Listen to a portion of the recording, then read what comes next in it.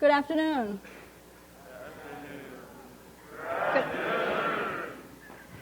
In 2008, while working as an expat in Shanghai, I had the opportunity to go on a trip to Qinghai, China. And it was there I saw these kids for the first time.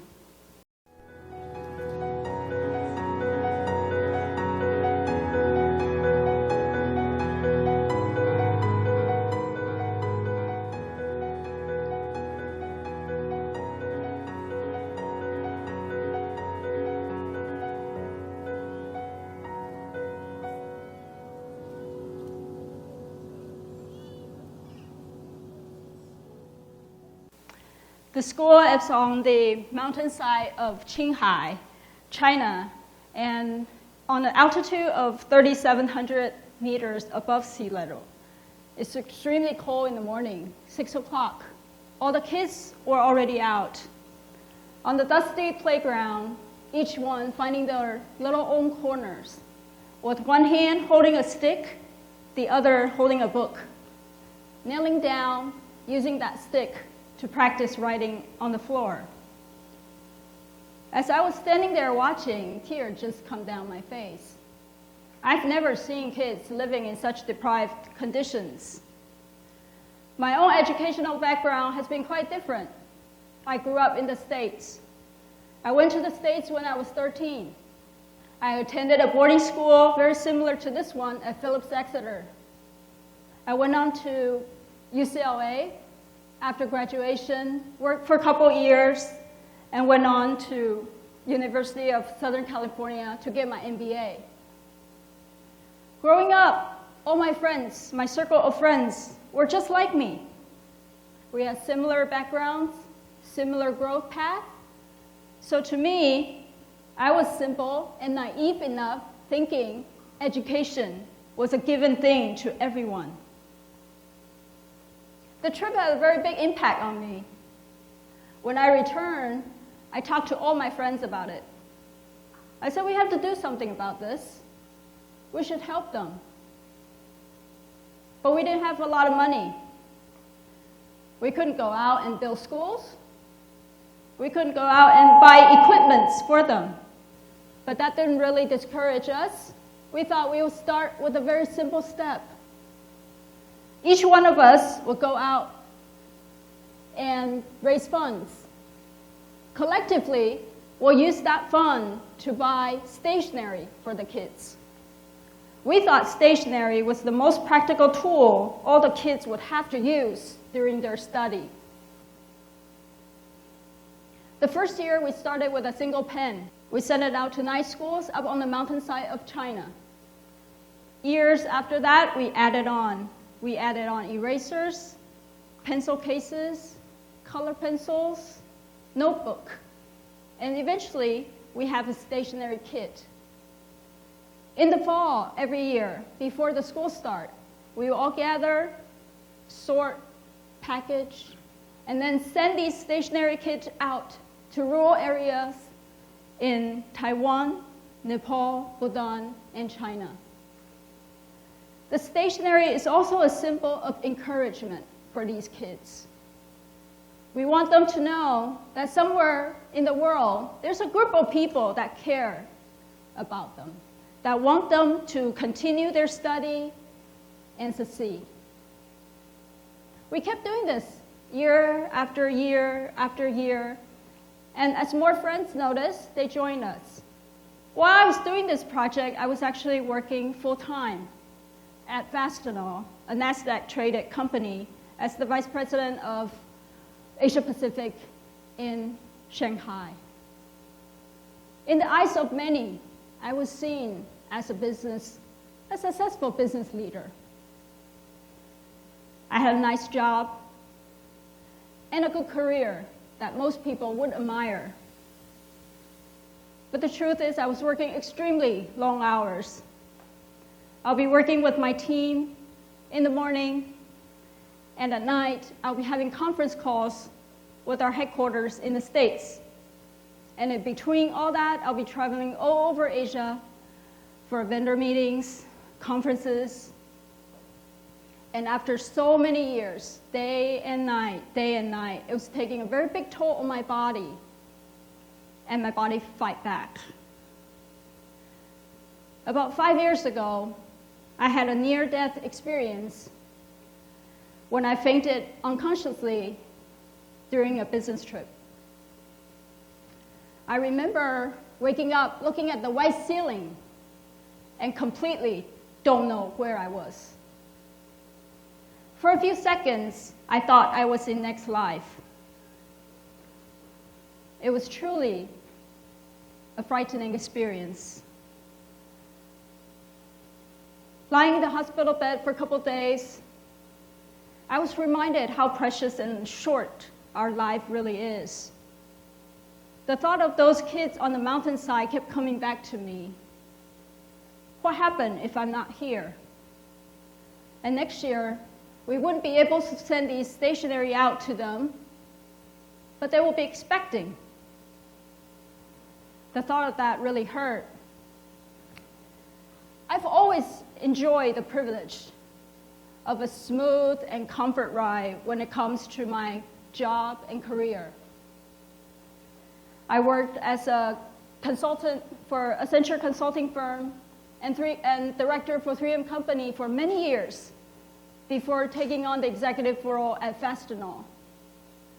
Things seemed very easy to me and natural until I got sick. The sickness really shook me out of that comfort zone and forced me to look at my future much more closely. How do I want to spend the rest of my life? Shortly after that, I moved back to Taiwan, first to take care of my health. It took me a year to heal. And it was during that very difficult time I made the decision, instead of going back to the corporate world, I would establish a nonprofit organization called the Nair Children Foundation, designated to find the educational resources for the kids in the rural areas around the world. In 2016, we've officially registered the Nair with the Taiwan government. This shift of career change was not so easy. It's such a big change. I've had family, friends, people question me all the time about it. How can you do this? How can you give up a career that you've built up for yourself for more than 15 years and start from ground zero again? I think with good intention, people worried very much about me. But I also think it is because in our society today, we tend to value glamorous job, big title, and fame more important than impact to lives. So to give up a nice job for a nonprofit organization venture seemed like a very insecure and unattractive thing to do. But to me, I know this change implies enormous opportunities, an opportunity that is beyond my generation. Being sick, I realized my time is limited. Time is very short, and I need to use effectively.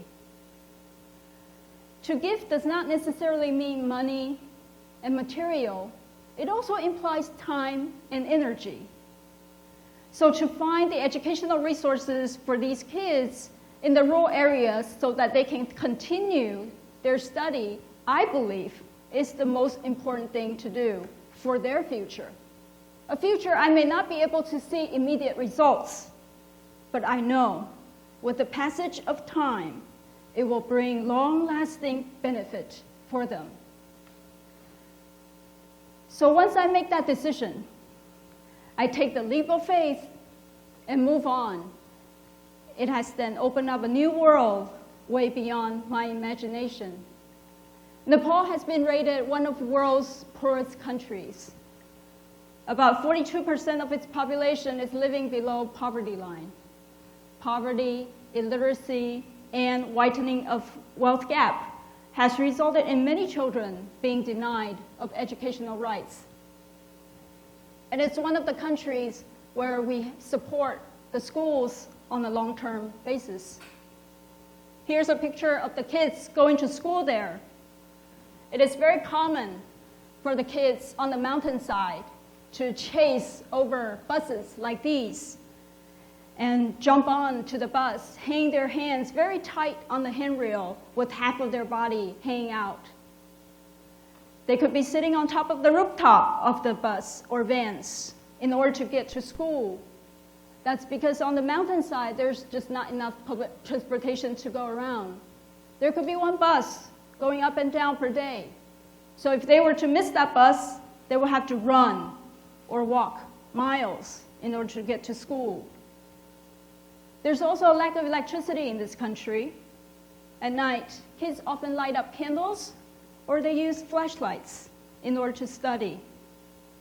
But kids there cherish most of what they have. I remember one time after teaching, I was going to give them some bag of tendies. They quickly lined up into this one line. And without saying much, I didn't say anything. They would each take one candy from my bag and no more. Kids there really don't have a lot, but they show great appreciation for the little things that we give them. Traveling around to these rural areas, I've also brought my volunteer teachers to Bhutan to give art and English classes. There's one time the volunteer teacher and I were going to give an art class, and we brought the lion color pencil we carry all the way from Taiwan. We walk into the kindergarten class, the BB class they call it. The little one was already drawing. And the boy, they had these, on their table were these tiny used crayons spread all over the desk. They look up, very excited to see us with their big smiles. So we gave them the color pencil as a gift first. So the boy in the middle started hugging it very tightly to his chest. And this one boy started kissing the color pencil with his mouth. The girls in the back holding it up high. And then the two in the back start dancing with them. They were so happy. The classroom was just full of joy. I was extremely touched that day. What seems so ordinary for all of us in Taiwan means a world to these kids. Traveling around to these rural areas in the past few years, I've learned many of the schools are looking for qualified teachers. Given their remoteness of the locations, it's very difficult to find good teachers in these areas, especially in the rural areas of Taiwan, Nepal, and Bhutan. So our foundation has been trying to help by recruiting and training young volunteers in their high school and colleges, providing them the tools they need to develop courses and lead kids' classes. In the summer, our young volunteer teachers would actually first serve at Taiwan rural area schools by giving some of the reading classes, leading some activities, play games with the kids. It is our hope that as they gain more experience and confidence, and once the world opens up again, they may be able to serve abroad to Nepal and Bhutan, not only to give subjects, teaching classes, but also to share some of our Taiwanese values and cultures to the kids there. Life is about constant changes, the ups and downs, whether we like it or not. The sickness and the shift of career change has brought a very uncertain and turmoil time for me. But when I embrace the change, change becomes enormous opportunities. These past few years, working to get the Near Children Foundation grounded has been the best thing that has happened to me. From setting up our aid programs, communicating with the schools, and also leading our volunteers to all these rural areas has not been easy. But it has taught me so much about myself and others, my heart has always been filled with gratitude. It may look like we are helping the kids, but in fact, they've helped me. They've helped me open my horizons, make connections, and friends from all across of life. And more importantly, they help me find a deeper meaning to my life. To do something that's not a social norm, that may not bring applauses, fame, or even in the very short term see much of a result, takes loads of courage. But if you know you're doing this for the right cause, then have faith. Have faith and keep going. Keep giving 100% of your passion into something that you truly care about. Life will eventually lead the way. More people will come alongside and support, join you on this path. Education is a very long process and takes a long time to nurture. I may not see the result within 5, 10, or even 15 years. But I truly believe giving is of itself a blessing. Whether giving through our material help or giving your time and energy as volunteers, it will all bring meaning in the long term. The little seeds we're planting in these children, eventually they will all grow up. And when they do, they will in return influence and impact the people around them and generations to come. Thank you.